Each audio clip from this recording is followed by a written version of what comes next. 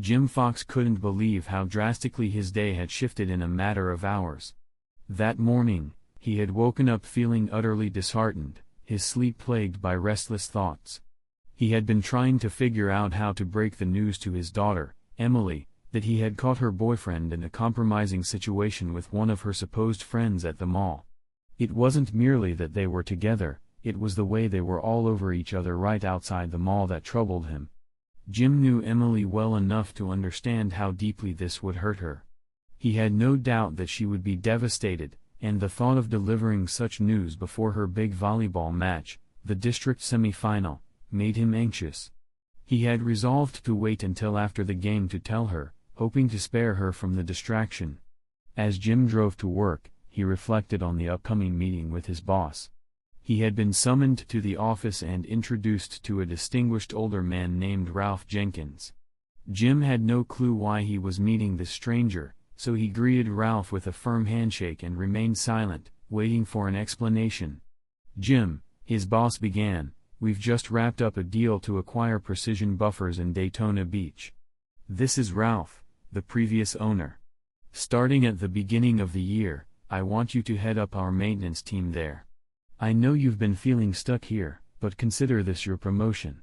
You'll be working closely with Ralph from now until the end of the year, getting up to speed with everything. You're familiar with our equipment, so this should be a smooth transition for you." Jim's boss then dropped a bombshell: "There's a 2-bedroom apartment included in the factory purchase, and it's available for you and your family to move into right away. No rent for the first year. By then, you'll have the chance to decide if Daytona Beach is where you want to stay or if you want to find your own place. And here's the kicker, a 25% salary increase. How soon can you make a decision?" Jim didn't hesitate. "My wife has been complaining about the harsh winters here in Pennsylvania. She's been worried about a transfer to Michigan. With the salary bump and the chance to live in Daytona Beach, she'll be ecstatic. She can easily transfer her job to a Home Depot nearby." "I'm in." "Great," his boss replied. "Why don't you take my company car, drive Ralph back to the airport, and then enjoy the rest of the day off?" Jim couldn't help but smile as he dropped Ralph off at the airport. The day was looking up. Emily could finish her last semester of high school in sunny Daytona Beach, leaving her troublesome boyfriend behind. Everything seemed to be falling into place, until a sudden jolt of anxiety struck him. As Jim drove by the Best Western Motel a couple of blocks from the airport, his heart raced. There, parked in front of the motel, was a red Camry, exactly like the one his wife, Helen, drove. This was the same car that had been damaged last week when a child with a driver's license had accidentally bumped into it. The front grille was badly bent, and the radiator was clearly visible. Jim's blood ran cold. If Helen's car was parked at the motel, there had to be an explanation. Jim's instincts told him to investigate, but he quickly realized he was driving a company car with heavily tinted windows. Helen had never seen this vehicle. He decided to bide his time and watch.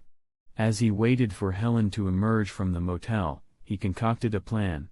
He recalled that Helen's spare tire was still in the garage, where he had left it after fixing it a few days ago. If she got a flat, she would undoubtedly call him for help. With a quick glance around, Jim slipped out of the company car, his jackknife in hand. He approached the spare tire on the Camry's left rear wheel and, with a decisive motion, cut the valve stem. The day's promising turn had taken an unsettling twist, and Jim was determined to uncover the truth, no matter where it led. When Jim slid into the back seat of the company car, he was greeted with an unwelcome surprise: the tire was already flat. With a grunt of frustration, he slapped Ed on the shoulder and waited impatiently. Half an hour later, he heard a curse right outside the car window. Rolling it down just a crack, he heard the man's voice clearly. "Damn it, what now?" Jim muttered, feeling the weight of the situation pressing down on him. "No problem, sexy lady," came the man's voice with a smooth edge. "After a lunch like that, I'd be more than happy to help." The man's voice seemed almost mocking as Jim's world crumbled around him. Helen, his wife, was on the phone, her voice tinged with panic.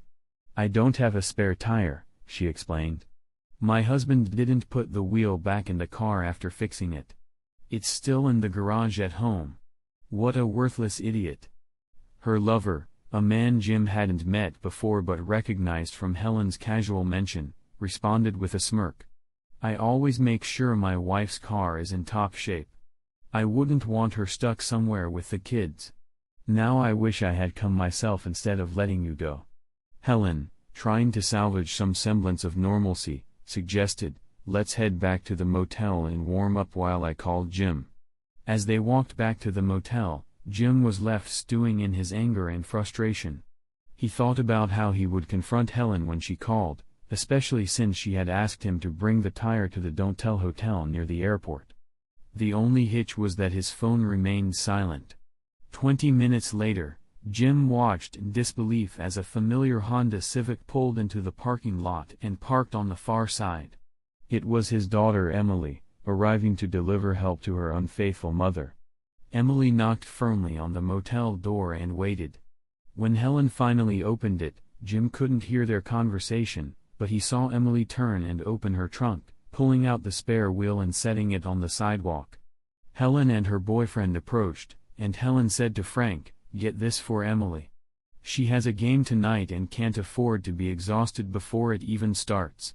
Emily, clearly irritated, replied, "Thanks for the help, Mom. But you could have at least been dressed when I arrived. I need to get to school and prepare for the game. Can you take it from here?" "No problem," Frank replied, as Jim began to piece together the situation. "As soon as I get in the car, your mom will drop me off at Home Depot where my car is parked. I'll have time to come watch you play tonight. I'll be cheering for you." "Thanks, Frank," Emily said tersely. "Just stay away from Dad. He'll be there, and I don't want any drama during my game." Frank chuckled. "Don't worry. I won't cause any trouble. Your dad wouldn't even figure out what's going on, and even if he did, he wouldn't dare question me. He knows it's pointless." Helen, clearly agitated, interjected, "Frank, I asked you not to speak about Jim like that. He is my husband and Emily's father. He's a good man who deserves respect." Emily shot back, "Respect? How is cheating on him showing respect? If you really cared, you wouldn't be carrying on like this. I'm just trying to get through school before everything falls apart." Helen insisted, "I love your father, and there will be no divorce. We're committed to each other. We'll die together, that's how much I believe in our marriage." Emily scoffed. "You're delusional. Dad won't put up with this forever. He'll catch you eventually, and it won't end well." Helen responded, "Frank and I are just having some fun. I deserve it after all the effort I've put into our marriage. Besides, Dad spent just as much time and effort, if not more." Emily shot back, "He has a girlfriend. Dad's faithful, unlike Frank. If Frank cared about his family, he wouldn't be messing around with a married woman." Helen snapped, "I'm not in the mood for this argument. Get to school and get ready. Frank and I will be there to support you. We're almost done here." Emily, feeling a mix of frustration and unease, got into her Honda and drove off. Helen and Frank were left alone as he tightened the nuts on the wheel. Frank looked at Helen, who was still visibly upset.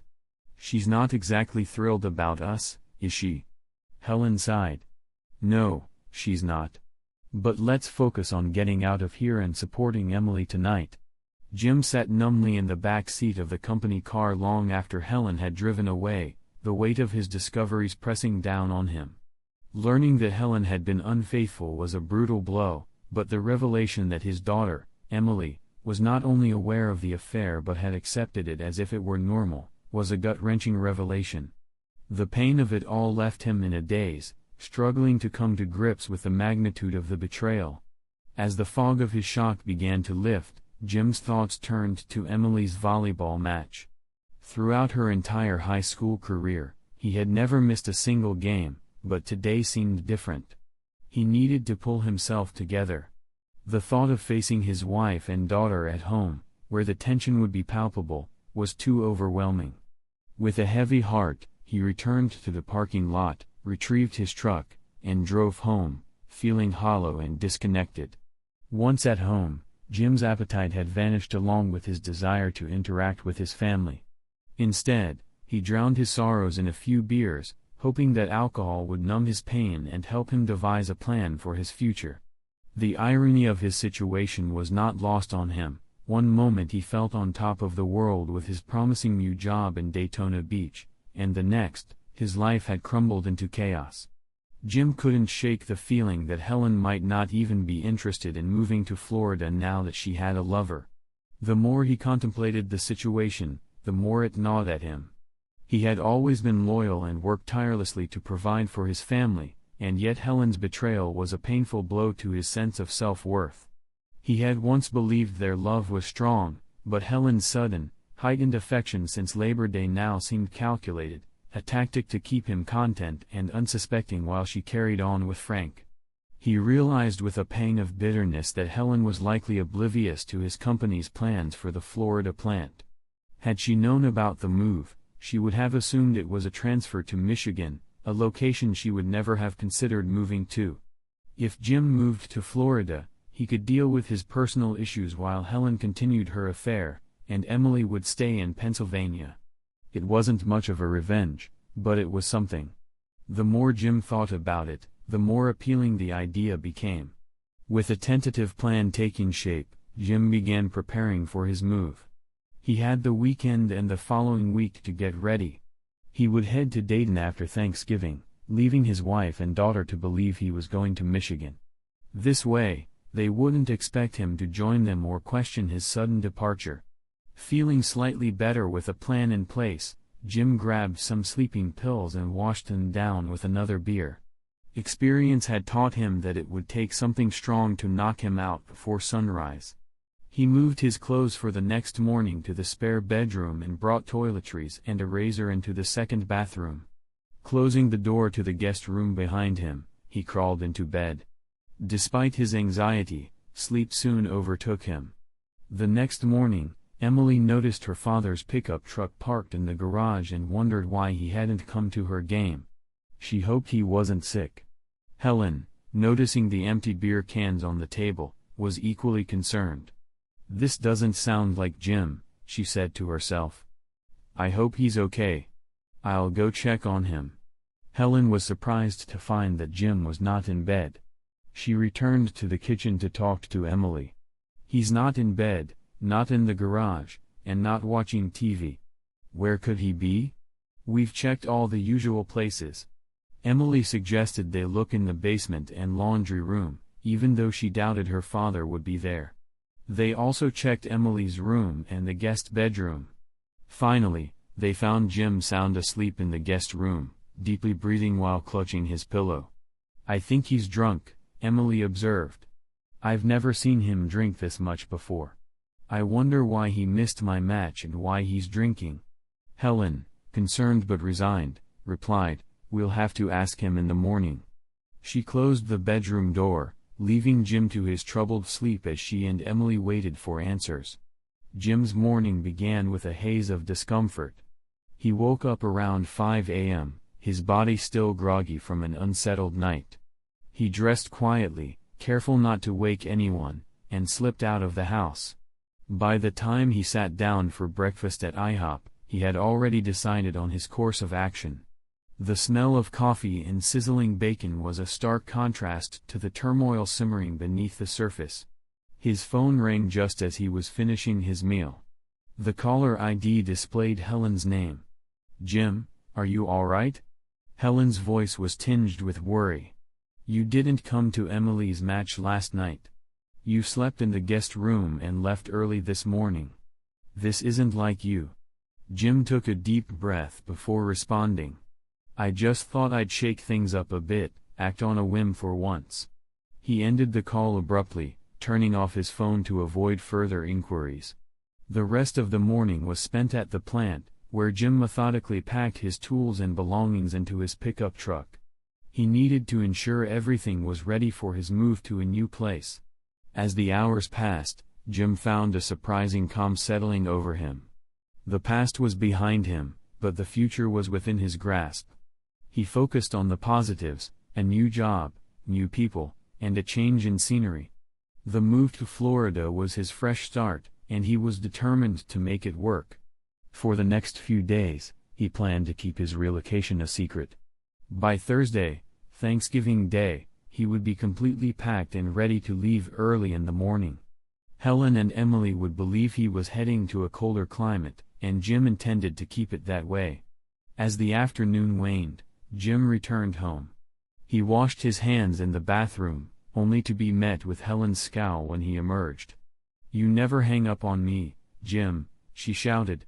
"You missed Emily's big match. She won, if that matters to you.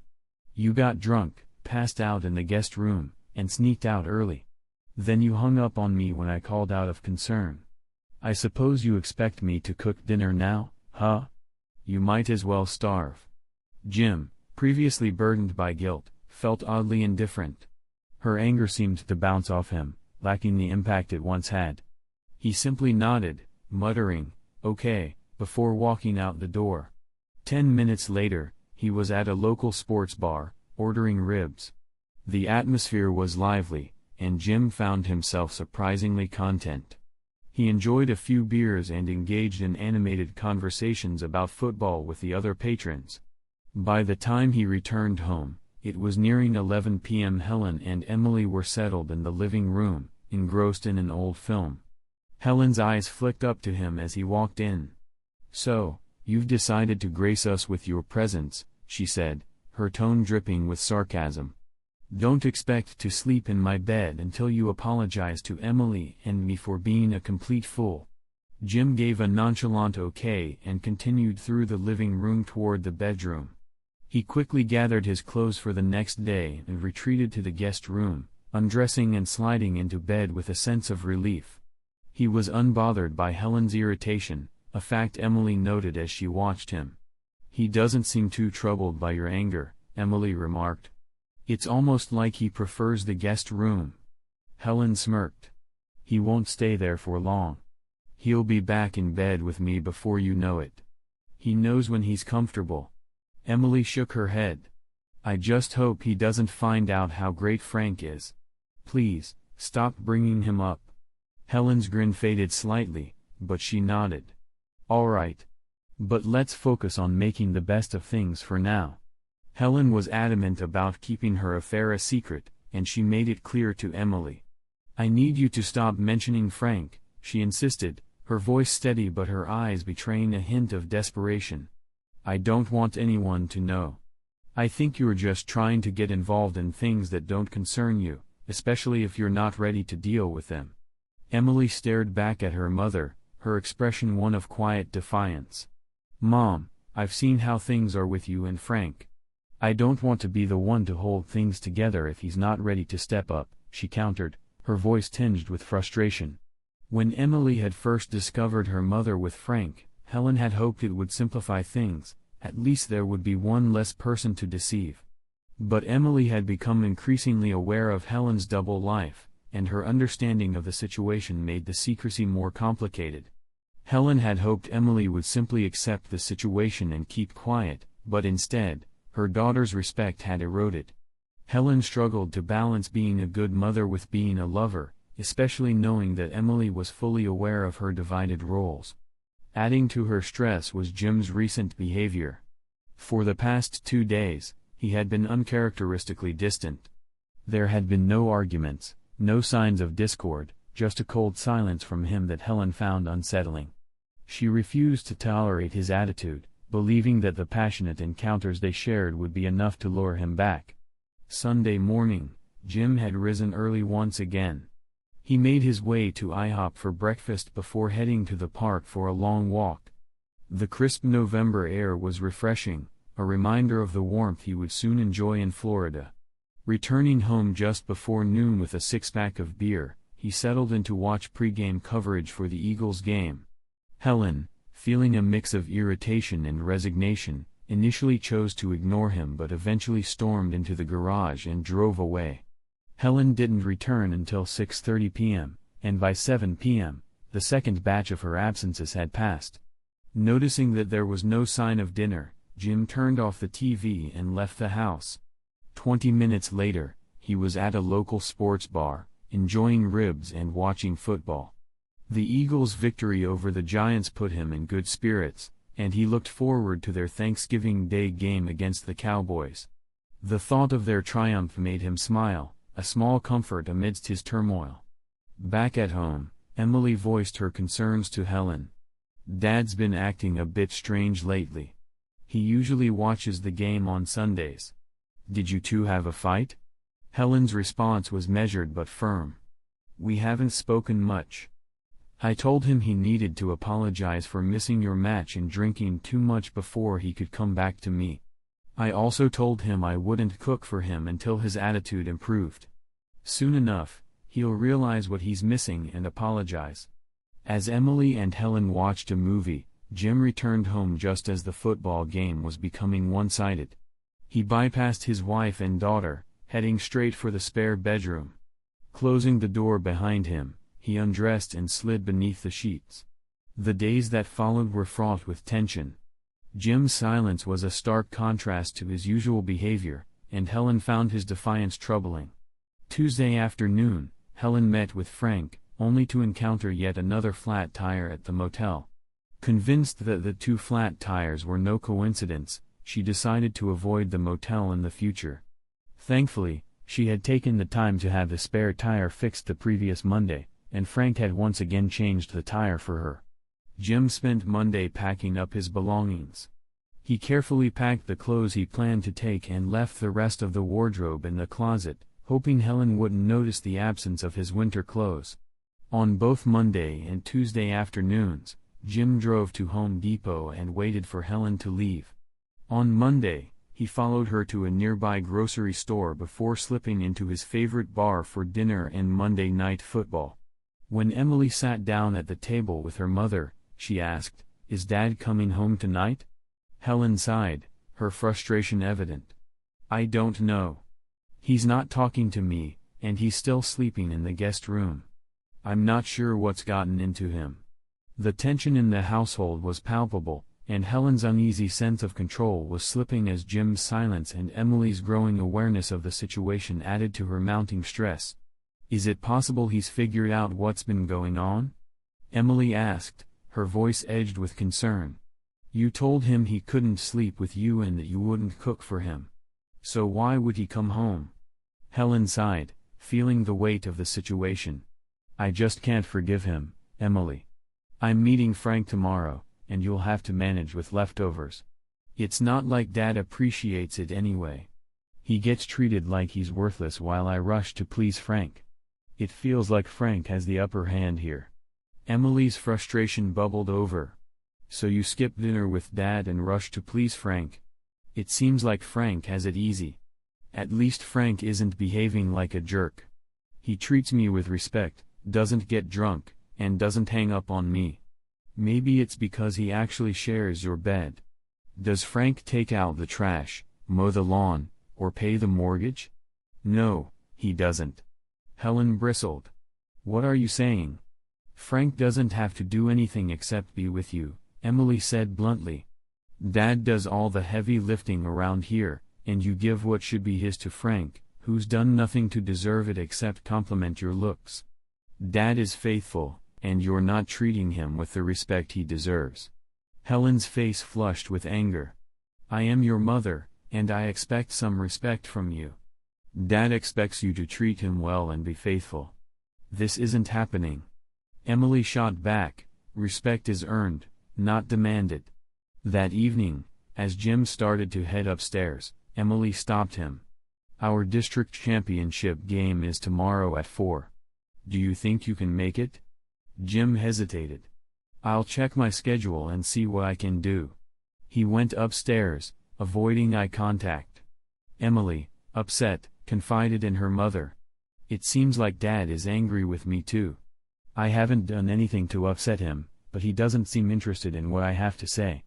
He's in a strange mood." Helen tried to soothe her. "He's probably upset about something, but he doesn't have the communication skills to express it. He'll be at the game tomorrow. His truck is in the garage, so he must be around. Emily sobbed, he could come to my match. He just doesn't want to. Why is he so angry with me? Helen's expression softened as she listened to her daughter's distress. That's a good question. Let's figure out what's going on right now. They found an empty six-pack on the kitchen counter and Jim nowhere in sight. Helen's worry deepened. It's only 8 o'clock. He can't be in bed already. They knocked on the guest room door, but Jim remained asleep. Defeated, both women returned to the living room. Tomorrow is Thanksgiving, Helen said. Will you let Dad join us? Of course, Helen replied. His parents will be here, and so will mine. It's his home, and I won't keep him away. I've invited everyone to come around 4. Emily's eyes widened. Please tell me you didn't invite Frank. Helen nodded. Frank and his wife will be arriving soon. I think they'll get along great with Jim.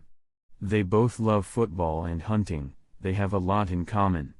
Emily raised an eyebrow. One of the things they have in common is you. Husbands usually don't like to share their wives with their buddies. You're showing classic signs of guilt and might be subconsciously hoping to get caught. This is a bad idea. Helen, still hopeful, said, I think they'll get along fine. Jim needs more friends, and Frank could be good for him. Emily shook her head. There's no way those two being in the same room is going to end well. We'll see, Helen replied. I think a surprise awaits you. On Thanksgiving morning, Jim woke up early. He drove to a small diner that was open until noon and had a quiet breakfast. Returning home by 9 a.m., he was met with the aromas of turkey, potatoes, gravy, and pie wafting. Helen looked up from the stove and said, The other dishes are almost ready. We'll sit down to eat around noon. Our parents should be here shortly before then. Would you like something to drink? Jim shook his head, walked into the living room, and sank into the couch, reaching for the TV remote. He was aware that Helen was trying to extend an olive branch, but he had lost interest in her efforts. As her parents arrived, Jim greeted them warmly. They were kind and always treated him well, which made it easy for him to put on a polite face. A few moments later, his own parents arrived. As the family began passing around the food at the table, Jim took a deep breath. I have an announcement to make, he said, capturing everyone's attention. I'm being transferred to another plant with the company. I'm leaving tomorrow morning. The assignment will last at least until spring, possibly longer. Helen was taken aback. Why didn't you mention this sooner? She asked, her voice tinged with confusion. She had no idea he would be leaving so abruptly. Could he expect her to leave her job and move to Michigan? She now wondered if his recent odd behavior was related to this unexpected move. After all, she knew Jim well enough to understand he was aware that she would never agree to such a drastic change, especially not for a frigid winter in a new state. This is completely unexpected, Helen's mother said, looking perplexed. Helen never mentioned any of this. Will you be taking her with you, or are you planning to wait and see how things go? I'll go alone, Jim replied firmly. It wouldn't be fair to uproot Emily from her school and ask Helen to quit her job. I'll manage the separation for a few months. It's just how it has to be. As both sets of grandparents began to discuss the harsh winter weather in Michigan, Helen and Emily exchanged glances. They both understood the gravity of the situation. Jim was clearly distressed about leaving his family behind and facing the cold, isolated environment. No wonder he had been so short-tempered lately. After dinner, Jim, his father, and Helen's father settled in to watch the second half of the Eagles game. The Cowboys had been ahead by 17 points at halftime, and the game only got worse from there. They were all disheartened by their team's lackluster performance. As they watched the pre-game show for the second football game, the doorbell rang. Jim barely registered the sound until Helen cleared her throat in the hallway. Hey everyone, I'd like you to meet a couple of friends. This is Nancy and her husband Frank, she said, introducing the newcomers. Frank was the last to be introduced. As he approached Jim, who was already standing, Frank had a wide, Cheshire Cat grin plastered on his face. He was wearing a Dallas Cowboys sweater with Romo emblazoned across the back. Frank extended his hand towards Jim. "Hello, Jimmy. I've heard a lot about you," he said with a smirk. Jim felt a surge of irritation. Frank's demeanor was a blatant display of disrespect, particularly since he was a guest in Jim's home. The man's derisive attitude towards Jim's favorite football team, and his mocking grin, crossed a line. Without warning, Jim's frustration reached its breaking point. He swiftly kicked Frank hard in the groin, sending him crashing to the floor. As Frank doubled over, clutching his injured area, Jim's knee collided with Frank's face with a sickening thud. Frank fell to the ground, curled into a fetal position, blood streaming from his nose. For a few tense seconds, no one moved. Nancy screamed and rushed to her husband's side. Helen, visibly shaken, fled to the bathroom and vomited. Emily hurried to fetch ice, wrapping it in a washcloth, and handed it to Nancy, who gently pressed it against Frank's battered face. Jim, stunned by his own outburst and feeling the weight of everyone's disapproval, grabbed his coat and stormed out of the house. He didn't stop driving until he left Highway 81 and took a turn onto Highway 77 in Virginia. He rented a room in Hillsville and fell asleep almost immediately. The next morning, he turned on his phone and found his voicemail was flooded. He listened to several messages, most from his mother, Helen, and Emily, all demanding to know where he was and what he thought he was doing. Determined to stick to his plan, Jim drove south on Highway 77. As he drove, he replayed the events of the previous day in his mind. Frank had pushed him too far, but he was left wondering about the repercussions. Would the highway patrol come after him? Was he risking his job before even reaching Dayton? Would Helen decide to divorce him now?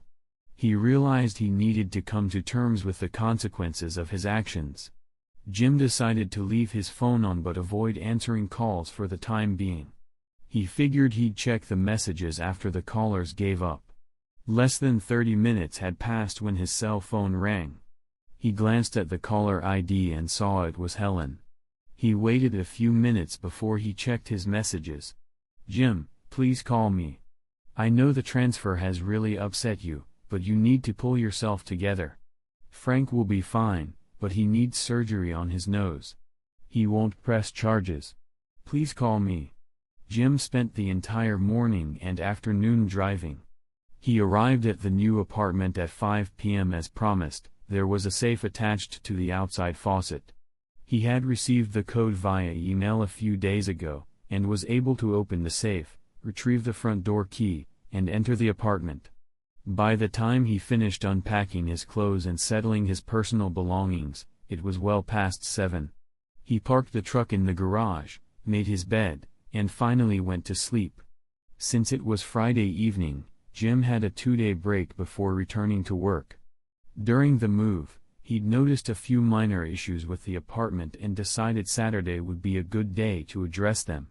Jim couldn't shake the worry that Helen might call him at work and find out about the Dayton plant, possibly deciding to join him. This was the last thing he wanted. So, he decided to call her on Saturday morning. "Hello, Helen, it's Jim. Where the hell have you been? We called you all night. Your phone was off. What's wrong with you?" Frank has a broken nose and a minor concussion, all because he was rooting for another football team. "Are you out of your mind?" Jim ended the call abruptly, turned off his phone, and started making a list of items he needed from the local store. An hour later, he returned to the apartment with a new lock for the front door, an air conditioning filter, various cleaning supplies, and a 30-pack of beer. At noon, Jim called Emily on her cell phone. "Hey, Dad, I'm glad you called. Everything went crazy here after you left. Frank was taken to the hospital in an ambulance. Both sets of grandparents are worried sick, thinking you've lost it. Mom was afraid we'd get sued. I had to clean up the blood while Mom took Nancy to the hospital. I think she apologized 100 times. Anything interesting happen with you? Jim shook his head. No, it was pretty quiet here. Oh, one more thing, Emily added. Mom is furious that you hung up on me again. She was just getting started when you cut the call. Jim sighed. Yeah, I could tell. That's why I called you this time. I've got a new job and I start Monday morning. If anyone asks where I am, like the police, don't worry about it. Emily grinned. Frank's not pressing any charges, although I think his wife wanted him to. The cops won't come looking for you. So why all the secrecy about your move? Is that why you've been acting so differently? Jim took a deep breath. The day I was informed about the transfer was pivotal for me. It made me reflect on my life and where I need to be. One realization is that no one will respect me if I don't respect myself. I've lost my way a bit over the years, but I'm getting back on track. Are you okay, Dad? Is everything all right with your health? Any issues we should know about? Emily asked, her voice filled with concern. Not really. You and your mother know about my issues, I'm sure. Just tell her I'm settled and not to worry about me, if that's possible. Okay, Dad. I'll call you from time to time. Will you answer my calls? Emily asked. Jim found it hard to hide his frustration. He loved his daughter unconditionally, but her lack of respect was difficult for him to tolerate. He didn't want to cut her out of his life completely. He'd softened a bit since learning about the deception from his wife and daughter, though it still stung. I'll answer your calls while I'm working. But if Mom wants to call and tell me what a jerk I am, she should save herself the trouble, Jim said, trying to keep his voice steady. If there's an issue with the house or family matters that I need to be aware of, she should just call me, Jim said, his frustration evident. Isn't that fair? That's how it should be, right? I'll let her know. Good luck with your new job and stay warm. Is it really cold there? Actually, it's better than I expected, Jim replied. I'll manage just fine, so don't worry about the weather. Goodbye. As soon as Emily set the phone down on her lap, Helen's barrage of questions began. What did he say? Did he apologize? Is he afraid to come back home? What did he say about me? Emily shook her head. He didn't sound afraid of anything. He mentioned that if I didn't respect myself, no one else would. That's why he reacted the way he did with Frank and why he keeps hanging up. If you want to talk to him, you'll need to be more respectful and considerate. Helen's face flushed with anger. Respectfully? He's the one who physically assaulted a guest at our house just because he was wearing the wrong shirt. He's the one who always hangs up on me. I'm not going to let him dictate how I speak or what I say.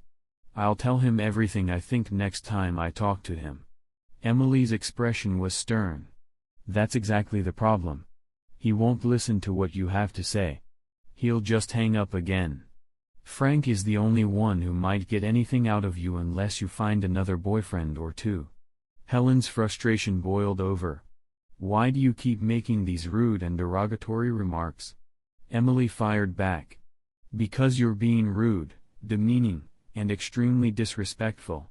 Frank didn't just laugh at Dad because of the Cowboys beating the Eagles.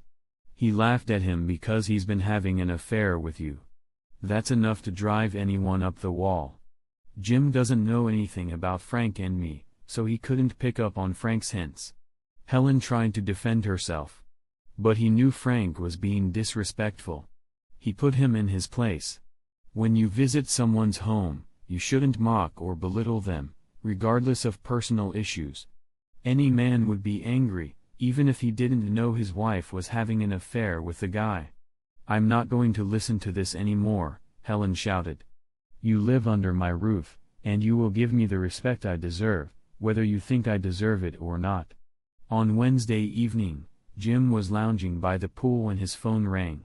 He glanced at the caller ID and saw it was Helen, so he let it go to voicemail. A few minutes later, he checked the message. Jim, I know you're seeing my calls. Please call me back. We need to discuss a few things about the house: who will shovel the driveway when it snows, whether it's worth signing a contract for fuel oil, and which company to use. Please get back to me. Jim listened intently, noting Helen's calm tone. It didn't sound like she was angry, so he decided to return her call. He wanted to address the important questions she raised, especially to avoid any potential safety or health issues for Emily and himself. "Thank you for calling back, Jim," Helen said, sounding relieved. "I'm worried about managing things in the house with winter coming. Could you provide me with a list of what needs to be done? I'll sit down, make a detailed list, and send it to you by email." Jim promised, "I'll make sure to get that to you." Helen's voice softened. "I was wondering if you're coming home for Christmas. Mom and Dad invited us for Christmas dinner. They're also hoping to see us on Christmas Eve. They always ask if I've talked to you, and it's awkward when I tell them no. They say you're not answering their calls either." Jim sighed. "I'm not sure what my schedule will be. I'll be home if I can. You can tell them that. Also, let them know I'll start answering their calls when they start speaking to me politely. Every message I get, even from my own mother, feels threatening and offensive. I don't need that." "Okay, I'll tell them," Helen said cautiously. "Although I doubt it will change much. They weren't happy with how you treated Frank or how you disappeared afterward." Jim's response was firm. "Then there's no reason for me to come for Christmas. I won't let your parents, or even mine, treat me like public enemy number one. If they want me there because they enjoy my company, that's one thing. But if they just want to berate me, I'm not interested." "You can still go home," Helen sobbed. "Emily and I would be happy to see you and won't make any unnecessary comments if we can help it. Don't you miss being with me?" Jim's mind was made up. The thought of intimacy with Helen was unappealing now, especially after learning about her affair with Frank. He pondered how best to respond, wanting to be clear but compassionate. Jim had been a bit economical with the truth lately. Since learning about Frank, he hadn't been intimate with Helen, though he missed the connection they once shared. "I always cherished our time together," Jim admitted, though he omitted the fact that his past enjoyment was somewhat tainted by the knowledge that he was, unknowingly, sharing Helen with Frank. Helen's voice was filled with emotion as she responded. "You were the best lover I ever had, Jim. I really miss having you in my bed. Please come home for Christmas.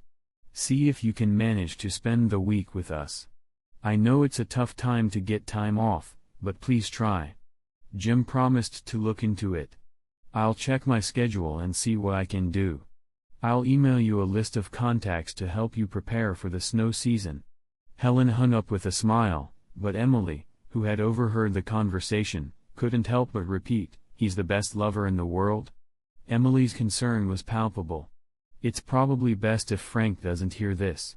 He seems to think he's at the top of everyone's list, his wife's, your list, and who knows whose list. I asked you to be discreet about Frank. Your father is actually better than Frank, so it wasn't a lie. Frank might be more entertaining, but he's not better. Dad will cling to this bit of praise. When you explain it to him, he'll be as proud as a peacock. His wife says he's better than her other lovers. That's the kind of endorsement a husband can boast about." Emily watched as her mother left the room in tears. Meanwhile, Jim was embracing his new life with surprising ease. He found himself enjoying the pool every day, his tan deepening as he relaxed and grew more comfortable with the plant's equipment. He was confident that he'd ensure smooth operations, though he was somewhat taken aback by the number of widows, divorcees, and single women living in his condo. It wasn't long before Jim became a popular figure in the building. His skills with tools made him a sought-after companion, and he found himself receiving various tokens of appreciation from his neighbors. Home-cooked meals, bottles of wine, and six-packs of beer were left at his door regularly. As Christmas approached, Helen was increasingly pressuring Jim to commit to coming home for the holidays. Just a few days before Christmas, Jim finished fixing a closet door for Mrs. Street, a middle-aged widow, when he turned around to find her standing naked by the bed. "I'd like to repay you for your kindness," Mrs. Street said with a shy smile. "I don't have much extra money, but I have plenty of desires. Will you make love to me?" Jim was torn. He had never cheated on his wife. In fact, Susan Struther was the only woman he had ever been intimate with. Susan had been incredibly desirable, but Jim was still grappling with the situation. "I need to work through some things with my marriage," he said. "I'll have a better idea of where things stand after Christmas. I've never cheated on my wife, but she may no longer be my wife. If that's the case, I'll let you know after the holiday if the offer still stands." At the moment, reconciliation seems unlikely. Mrs. Street nodded, throwing a robe over her shoulders. "That fool didn't appreciate what he had and cheated on you, didn't he? I'll be here, and the offer will remain open. You're not the only one here whose needs aren't being met. All the ladies like you. You're always a gentleman, kind and helpful. If you decide your marriage is over, you'll find plenty of women ready to console you." Jim decided to call Helen and tell her he'd try to make it home by Christmas Eve. He was taken aback by her enthusiastic response. He knew he missed Helen and Emily, and it was important to resolve matters with them and with himself. With this resolve, Jim set off north 3 days before Christmas. On the first day, he drove halfway to his destination. This gave him time to shop on the second day and ensured he'd arrive home by Christmas Eve. He even considered visiting his parents for Christmas Eve dinner, planning to leave if things grew too uncomfortable. At 9 p.m., Jim turned onto his street and was taken aback by the number of cars crammed into his driveway. He recognized several of them and realized that Helen was hosting her usual informal holiday party for her friends from Home Depot. As he approached the front door, he glanced into the kitchen and saw Frank, a sight that churned his stomach. Determined not to let the presence of Frank ruin his mood or the evening, Jim opted to avoid the commotion. He walked around to the back of the house and entered through the basement door, hoping to lay low until the party wrapped up and Frank left. Jim settled on an old, worn sofa that he had picked up years ago and drifted off to sleep. He awoke nearly 2 hours later, disoriented and groggy. Listening intently, he realized that the noise from the party had died down. Cautiously, he returned to the yard and surveyed the scene. There was only one unfamiliar vehicle remaining, so he headed back to the front door, curious about who it might belong to. Peeking into the kitchen again, he saw Helen and Frank in a compromising position. Frank had his hand on Helen's breast while they kissed passionately. Jim's old rage flared up once more, but he forced himself to remain calm. He had managed to control his impulses before, but he knew he couldn't afford to act recklessly again. Jim decided on a different approach. His plan was to sneak upstairs and catch the two lovers in the act. He would take some photos with his phone and then confront Helen, telling her to leave him alone before heading back to Florida. It seemed like a solid plan, but execution proved more complicated. He slipped back into the house and made his way upstairs without being noticed. He hid in the guest room, turning off the lights and leaving the door slightly ajar. About 20 minutes later, Helen came up the stairs and entered the master bedroom. Jim could hear the shower turn on, and his heart sank. Helen was preparing to clean up for Frank. Jim quickly realized he had to act fast. He left the guest room and turned off the bedside lamp in the hallway, then returned to his hiding spot. As Frank began his ascent up the stairs, Jim waited in the shadows. When Frank was just a few steps from the top, Jim struck, kicking him hard in the jaw. The force of the kick sent Frank tumbling down the stairs, sliding in a straight line and crashing into the living room. He lay motionless at the bottom, sprawled out in the center of the room. Jim heard the shower still running and knew Helen hadn't heard the commotion. The reality of what he had done began to sink in. If Frank were to die from the fall, Jim could face serious legal consequences. He needed to leave immediately. Jim hurried down the stairs, stepping over Frank's prone body and exiting the house.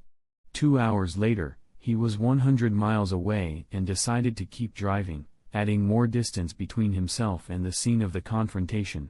By the time dawn approached, he pulled into a budget motel, paid in cash, and collapsed into bed for a few hours of fitful sleep. When he resumed his drive south, his mind was a whirlwind of anxiety and regret. He couldn't believe he had physically attacked someone, and the seriousness of the situation weighed heavily on him.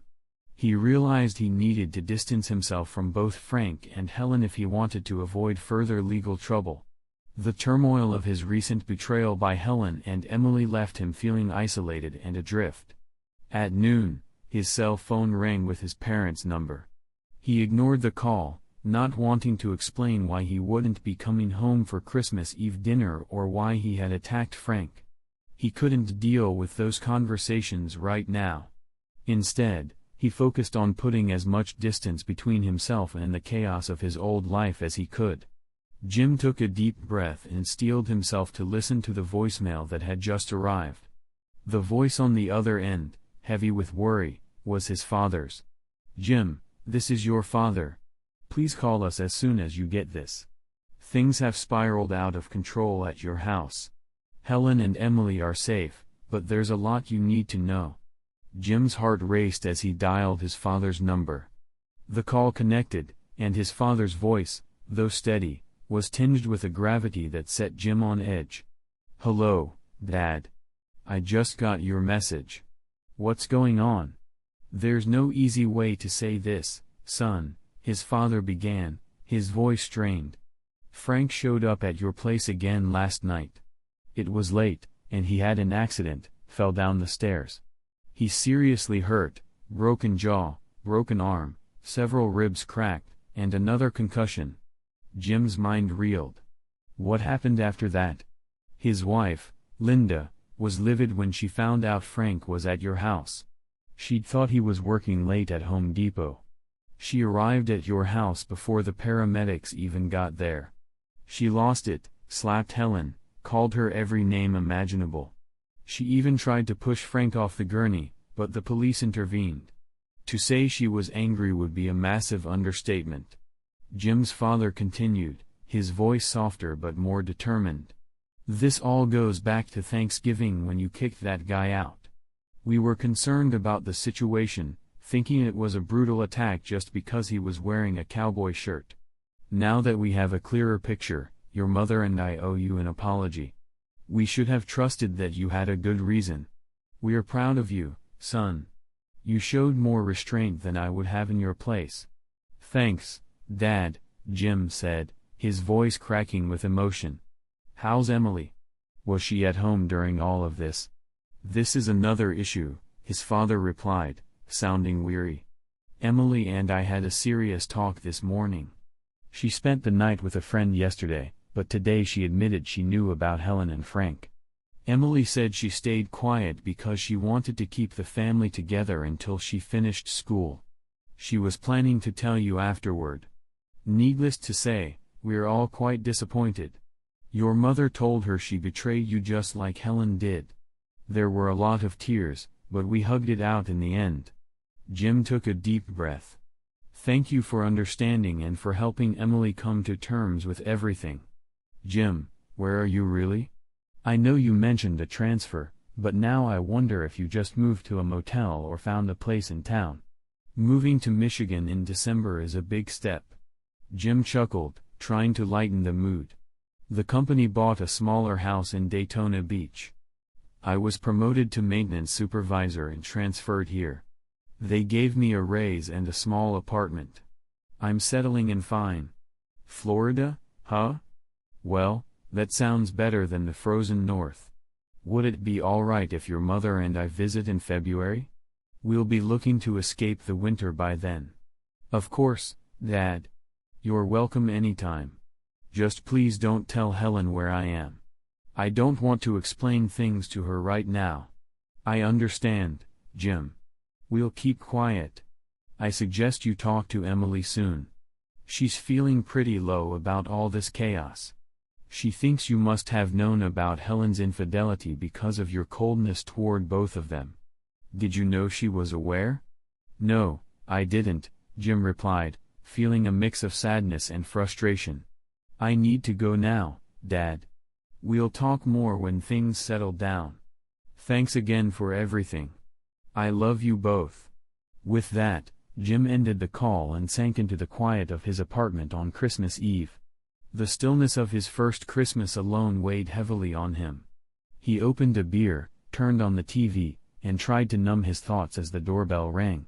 He opened the door to find Susan Struthers standing there, her warm smile a stark contrast to his own mood. "I saw your lights were on and thought I'd come over to wish you a Merry Christmas," Susan said, stepping inside. "It's hard to be alone on Christmas. And from what I gather, you haven't exactly made peace with Helen." Jim nodded, his gaze heavy. "That's right. Her boyfriend was in my bed last night. I don't like crowds, but I wouldn't mind some company." Susan's eyes twinkled with a knowing glint. "Well, I could keep you company. It might be just what you need." Jim considered her offer for a moment, then nodded. "I'd like that. I should warn you though, it's been a long time since I've been intimate with someone. I'm probably not very good at it." Susan smiled reassuringly. "I doubt you're the problem. When a man is as kind and considerate as you are in everyday life, he's usually great in the bedroom too. Do you have condoms?" "No, I haven't used them in 20 years, Jim admitted, feeling a bit embarrassed. Susan chuckled softly. "It's a good idea to have them. It shows you're mindful and considerate. It's never too late to learn." Jim appreciated her kindness and the evening felt a bit brighter with her presence. He was still adjusting to the new reality of his life, but for now, he welcomed the unexpected comfort. "Is this really true?" Susan asked, her eyes wide with curiosity. "Yes, it is," Jim replied with a faint smile. Christmas Eve had been surprisingly wonderful. As the days passed, his anger toward Helen and Emily began to wane, replaced by the warm, happy memories he was creating. While the pain and emptiness their actions had left behind still lingered, he had finally started to move past it. He had come to accept that people, even those he loved deeply, could act in hurtful ways. Susan had helped him rediscover the joy in life, making it feel worth living again. Determined to avoid any potential gossip at the condo, Susan had slipped out of Jim's house before dawn on Christmas morning. They had agreed to meet later at the heated pool. That evening, Jim savored a delicious home-cooked meal with Susan and enjoyed another round of intimate moments. He returned to his room at 9 p.m. to once again avoid any potential rumors. It was clear that some curious eyes had noticed him coming and going from Susan's apartment. As soon as he was back in his room, his phone rang. It was his dad. "Dad, you didn't come home for Christmas," his father's voice crackled over the line. "But honestly, I don't blame you. Mom is a mess, and I'm not feeling great either. I'm really sorry for everything. I know I was selfish, I wanted you to stay together until I finished school. I see now how wrong that was. It's all water under the bridge," Jim responded, his voice steady but tired. "I won't lie, you both caused me a lot of pain. I had no idea Mom was so unhappy. It never occurred to me that you would agree with her and even help her keep this from me. I'm trying to work through it, but it's been tough." Jim's father sighed. "Mom's not unhappy with you, actually. She's told me you're a great husband, father, and lover. She just wanted to try something different and now she regrets it. Did you know about Frank and Mom on Thanksgiving? When Mom invited him over? Yes, I should have apologized for losing my temper, but Frank's blatant disrespect pushed me over the edge," Jim admitted. "I lost it because of how he and your mother treated me. I saw his smirk and realized he was gloating." "That's what I told him," Emily chimed in. "He insisted it was because of the cowboy shirt, but I know that wasn't the real issue." "Did you miss my last 2 matches because you were upset with me?" "Yes, I'm really sorry," Jim said. "When Frank said he'd be cheering for you, I knew I couldn't go. I was afraid I'd end up in jail for losing my cool." "Did you hear Frank? Were you there when I brought the spare tire? You cut the valve stem, didn't you?" You wanted to see if Mom would call you for help, to get her to confess, Emily said. Instead, I found myself in the thick of things. I'm so sorry, Dad. I was selfish and thoughtless, and now I'm paying for it. Jim shook his head. Don't blame yourself for this. I should have addressed things directly with your mother, but my anger issues got the best of me. I probably would have sent them both to the hospital. I'm glad you're okay. I'm just trying to move forward. I doubt it, Dad, Emily reassured him.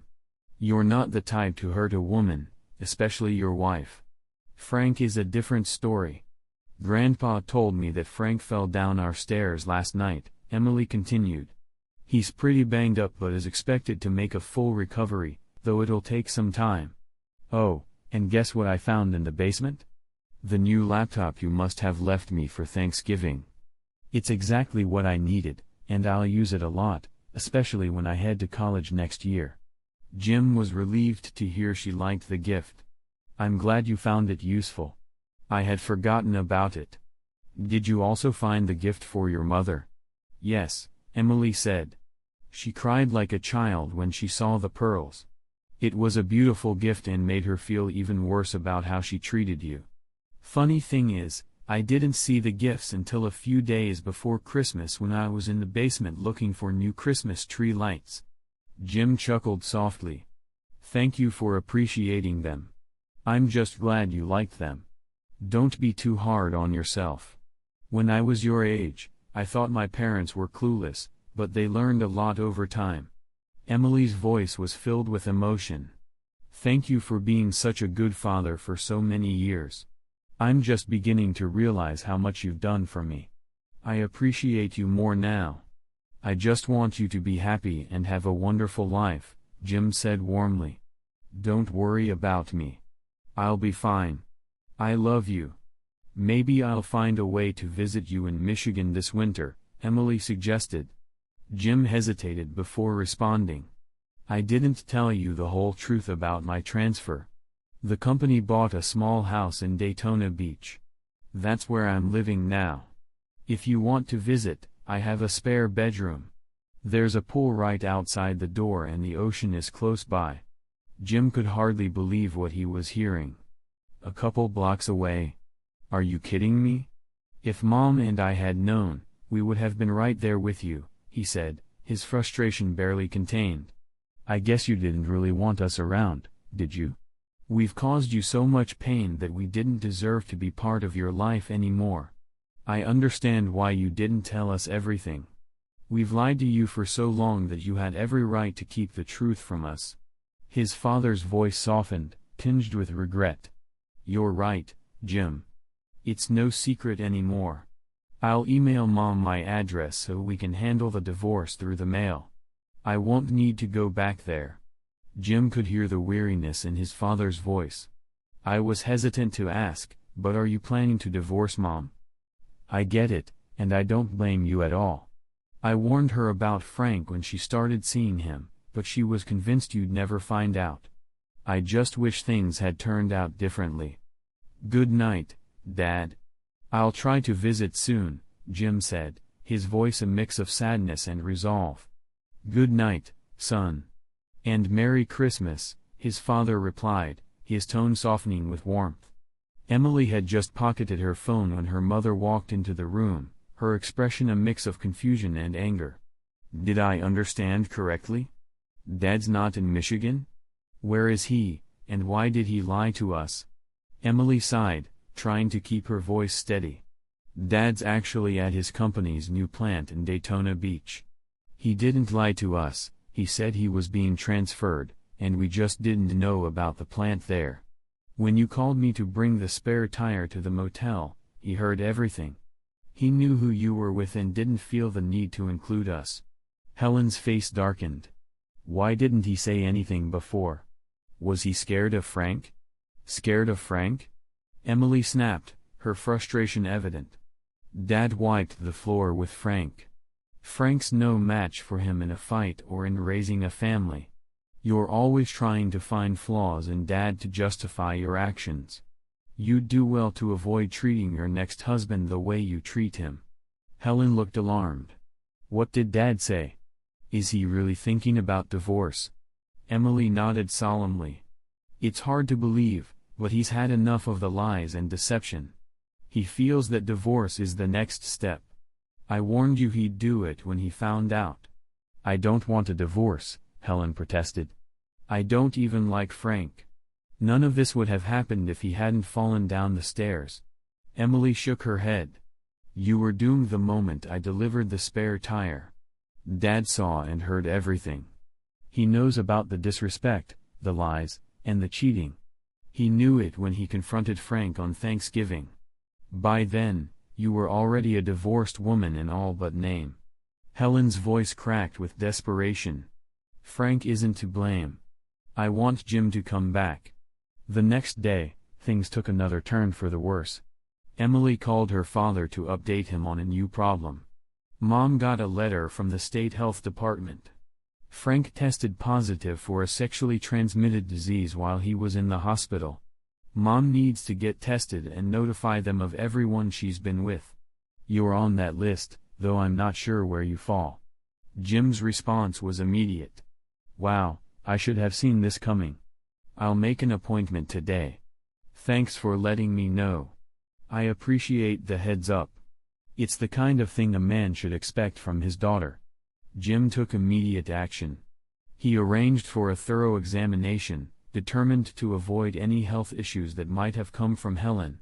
On his way home from work, he bought a variety of condoms. Once home, he filled a large bowl with them and placed it on his bedside table. He promised himself that he would never let a woman he cared about face a preventable disease. As time passed, Jim received his test results with relief. He was in the clear. He found himself increasingly busy with requests from the women in his condominium for various tasks.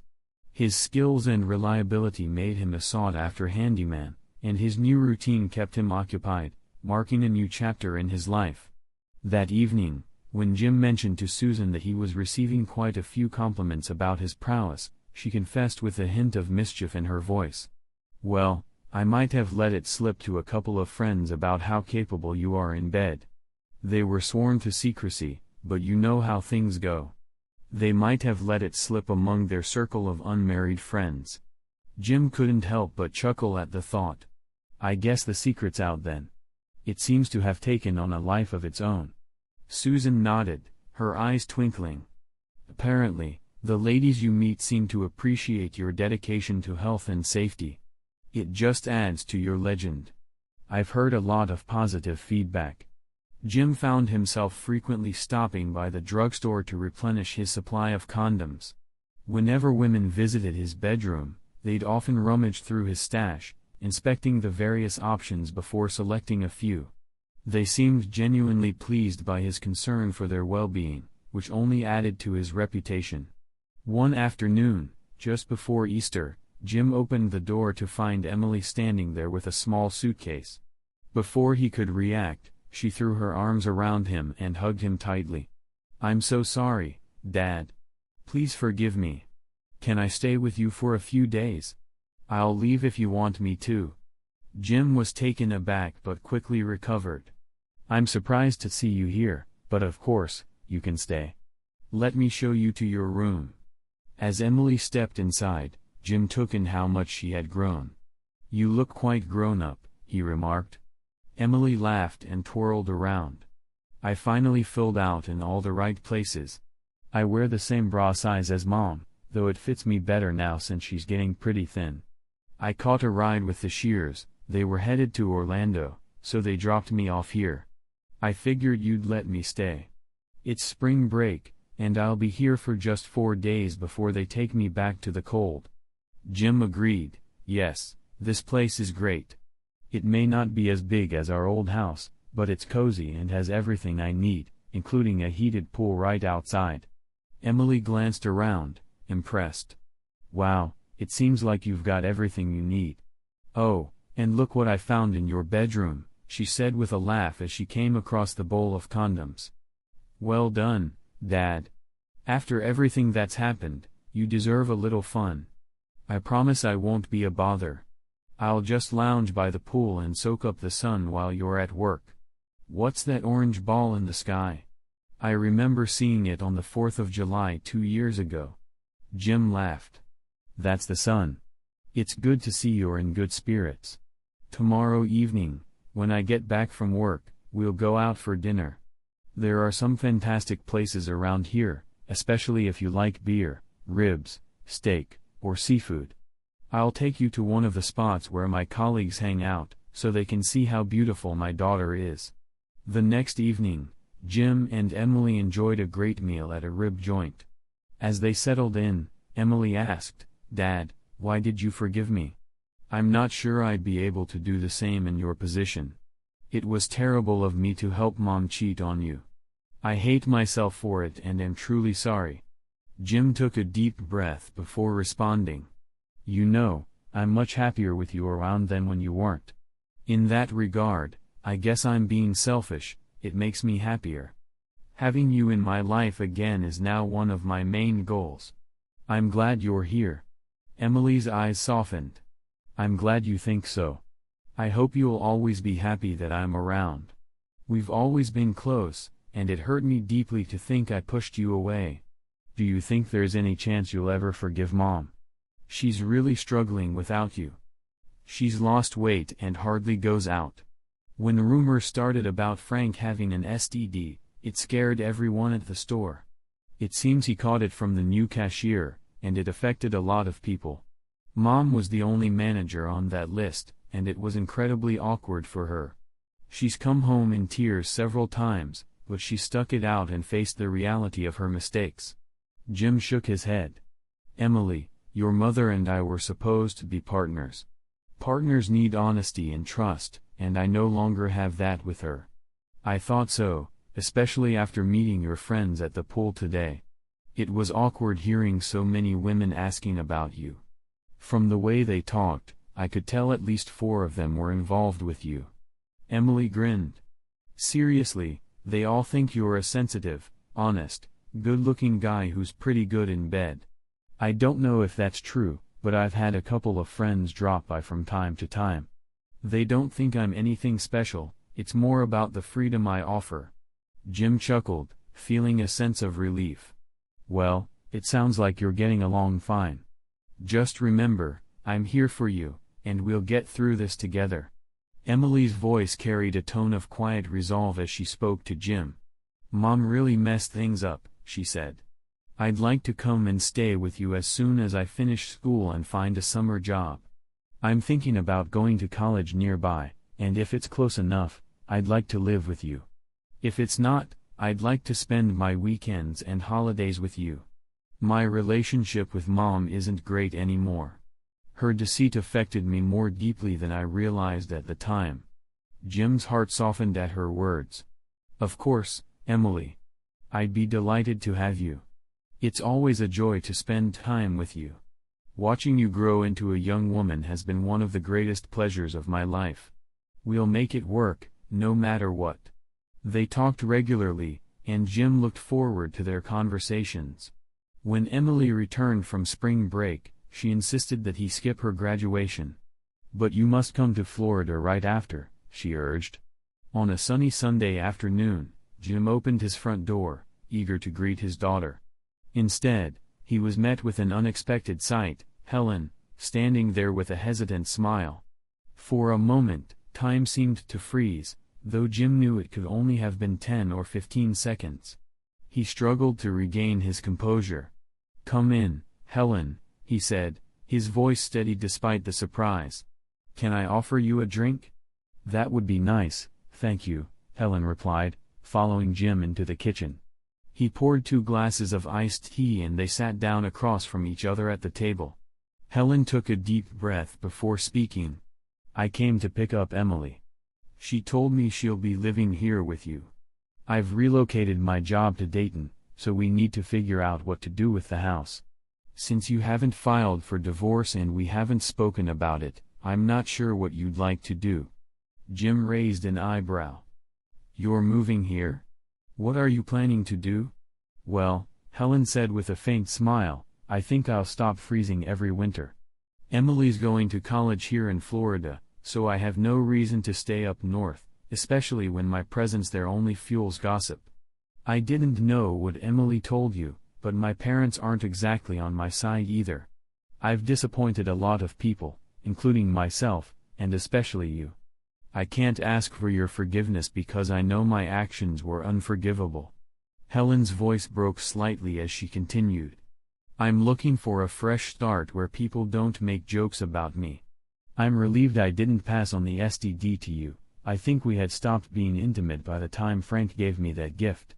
I've been trying to blame everyone else, the disease, Frank, even the guy who made the ladder Frank fell from, but I finally realized it's all on me. I ruined my life and tried to ruin yours too. If you hadn't found out, you might have ended up with Frank's gift yourself. I regret everything I did, and I wonder how I ever thought it was normal to have an affair. I dragged Emily into this mess, and I'll never forgive myself for that. She warned me repeatedly that Frank was trouble and that it would end badly, but I didn't listen. Helen's eyes filled with tears. I'm so grateful you let Emily back into your life. Your love and approval mean a lot to her.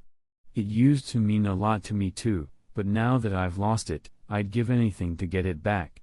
She hesitated, then said, I think we need to make a list of things to sell and split the proceeds. I thought you'd already filed for divorce. Isn't Frank single now? Jim nodded, his tone pointed. I heard that's true, but frankly, I don't care about Frank. I'm not divorcing you for him. I'm a fool, but not that foolish. I thought we were already divorced, Helen said, her voice trailing off. I've given you plenty of reasons. I understand if you're happy with what you're doing now. Divorce brings a lot of change, and I know you're not fond of it. We should discuss this further. If you want to stay married, even after everything that's happened, Jim said, then we need to talk about it now. We have some time to sort out the house and everything else within the next week or two. I'll look for a motel after I leave here. Helen nodded, clearly relieved that they would have the chance to talk things through. As she left to find a place to stay, Jim couldn't shake the feeling that their conversation marked the beginning of a complex, but necessary, chapter in their lives. Just off Highway 95, near Home Depot, Helen was preparing for a new chapter in her life. She'd be starting work there in a week and had come to Jim's place to discuss things. Emily had gone grocery shopping, giving Helen and Jim a rare opportunity to talk without interruptions. I know Emily's room has 2 single beds, Helen said, her voice tinged with nervousness. You can stay there if it's okay with her. I don't want to impose. Jim nodded. That sounds fine. I'm sure Emily won't mind. But if you're uncomfortable, just let me know. Helen looked relieved. I'm aware I'm not exactly your favorite person right now, but I'll manage if Emily is okay with it. Jim assured her that it would be fine, and he and Helen decided to check in with Emily once she returned. Emily was indeed fine with sharing her space, and soon enough, the 3 of them settled back into a familiar routine. Over the next few days, their lives began to fall into old patterns. Jim made a conscious effort to avoid the pool and the other women who frequented it while Helen was staying under his roof. He had no desire to create more tension or hurt her further. One evening, after Emily had left for a concert, Helen broached the subject of the poolside gossip. You know, there are several women who come by and want to know when I'm leaving. They talk about your big bowl of condoms and which ones they prefer. It's kind of funny how they've turned it into a topic of conversation. Jim was amused but also slightly defensive. They're just looking for a good time, and I'm honest with them. I don't make commitments. I try to give them pleasure, and they appreciate it. It's their choice, and they know the rules. Helen gave him a thoughtful look. How about you have some fun with me? I don't have any conditions. I just feel like I owe you for treating me so well after everything that's happened. Jim was hesitant. I'm not the same person you remember. I'm more demanding now. I've become more upfront about what I want, and I don't let anyone stay more than one night. But if you're serious, I'll consider it. Helen promised, I'll do everything I can to make it a good experience for you. I want to make amends for what I did." After a few minutes of contemplation, Jim made a decision. 10 minutes later, they were lying naked on his bed, both breathless from the experience. "That was incredible," Helen gasped, trying to catch her breath. "You've definitely learned a few new tricks." "Thank you." As Helen gathered her clothes and prepared to move back to Emily's room, she heard Emily's voice from the other side of the door. "Guys, I'm glad you're done. I'm trying to get some sleep." Helen spent the summer with Jim and Emily, sharing the second bed in Emily's room but frequently visiting Jim. She often told him that he was the only man she would ever have. Jim simply nodded in agreement. After their first night together, Jim noticed Helen frequently checking the bowl of condoms. It became clear that she was trying to limit his interactions with other women in the building. Helen was not pleased with her shift ending at 10 p.m., especially when Jim came home around 5 p.m. She would often find fresh sheets on his bed and a couple fewer condoms, which frustrated her. Helen spent her mornings by the pool, as she had to be at work by 2 p.m. Most of the women were not unkind to her, though it was evident they knew her marriage was in trouble and that she had played a part in its unraveling. Every now and then, one of the women would make a comment or ask a question that Helen knew was meant to provoke. "Helen, have you chosen new blue bed linen for Jim's room?" Susan Struthers asked one morning. "It goes well with the curtains and carpet." "Yes, of course," Monica Barron agreed. "It's a beautiful masculine color. And Jim is a very masculine guy." That night, Helen complained to Jim, "You don't need these other women. I'll give you as much sex as you want. Isn't that enough?" Jim replied, "I have no intention of seeing any of these women again. But I'm curious, how did everyone know about the color of the bedding?" Helen was puzzled. "I have no idea. I guess it's just one of those things." Jim gave a wry smile. "Maybe it's just the way things go around here. Anyway, if you want to hear more stories, make sure to subscribe to our channel. There's more to come, and it might be even more interesting than this one. But if you're under 18, you might want to skip it."